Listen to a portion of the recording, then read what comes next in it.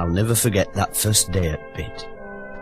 Me and my father worked a 72-hour shift, and then we walked home 43 miles through snow in his bare feet, huddled inside his clothes made out of old sacks. Eventually we trudged over hill until we could see street light twinkling in our village. My father smiled down at me through icicles hanging off his nose. "Nearly home now, lad," he said.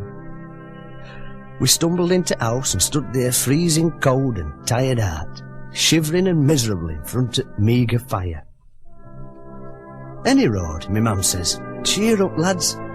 I've got you some nice brown bread and butter for your tea."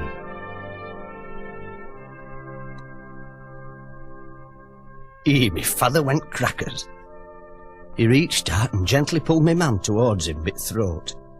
"You big, fat, idle, ugly wart," he said. "You great, useless, spawny-eyed, parrot-faced wazzock." He had a way with words, my father. He'd been to college, you know. "You've been out playing bingo all afternoon instead of getting some proper snap ready for me and this lad," he explained to me poor little purple-faced mum. Then turning to me, he said, "Arthur?" He could never remember my name. "Here's half a crown. Nip down to Chipoyle and get us a nice piece raddock for us tea. Man cannot live by bread alone."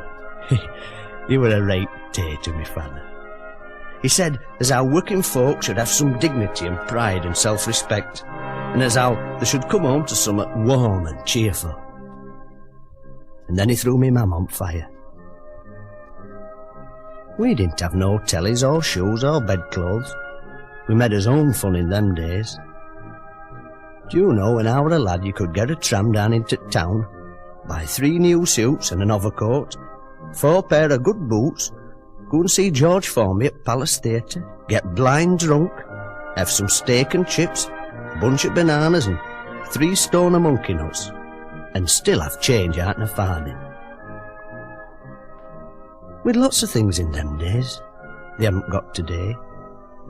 Rickets, diphtheria, Hitler, and we did look well going to school with no backside in his trousers and all his little heads painted purple because we had ringworm. They don't know they're born today.